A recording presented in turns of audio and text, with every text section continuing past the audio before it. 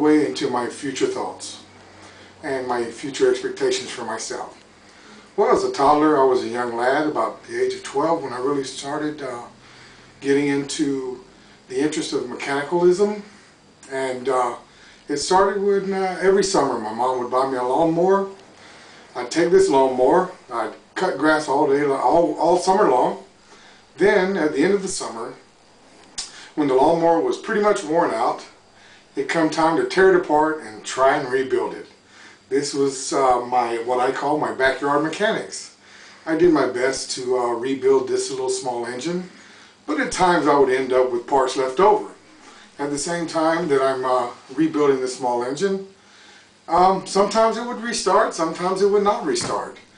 But this was mostly during the summer months, and when the summer months finished, during the winter and the spring and the fall, me and my buddies, we would just rummage around and go through people's garbage, get fans, small little engines from other items, and commence to tear them apart and try and fix them. Kind of like the junkyard man. But in the end, it perked my interest. I just loved to tear anything that was mechanical apart and fix it. Now we come, as I grew older and went through high school and did mechanic shop, wood shop, other things that were mechanically interesting, I joined the Navy. In the Navy, we discussed the topics. I became an aviation mechanic, I became a marine engineer, and when I joined GE, I was an industrial gas turbine mechanic. Basically, as an aviation mechanic, I would do preventive maintenance, tearing engines apart and fixing them on a daily basis, preparing the engines and make sure they were ready for flight for all the aviation officers. And this was basically a daily routine. We did it 7 days a week, and the maintenance that was involved was anywhere from major overhaul to the engine, just from just changing the oil to the aircraft engines. Now, once I grew older and got more into the mechanics of things, I decided I wanted to make my career a little bit more serious. So I got into marine mechanical engineering.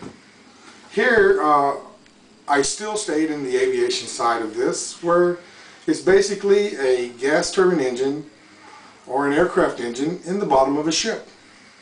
Now, during this time, we did the same basic things: preventive maintenance, engine overhauls, and we fixed valves, we fixed pumps, we fixed just a various quantity of mechanical items that the ordinary person, if he wasn't really mechanically inclined, would just not be interested in. But at the same time, these were very interesting to me because I just love to get dirty.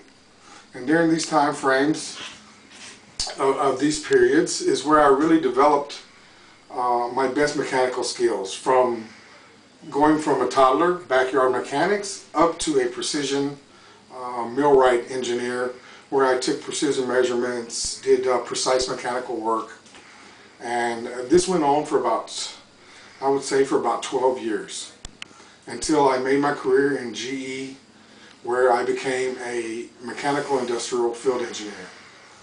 Here, this was a bit more interesting because the toys became a bit bigger. Here we were tearing apart major aircraft engines that were quadruple the size of a regular aircraft engine. Anything that we lifted was in the thousands of pounds. When we tear these things apart, we tear them from the front to the back, and these things would take about 35 days to fix, whereas when I was in the aviation world, to overhaul an aviation engine would only take about a week.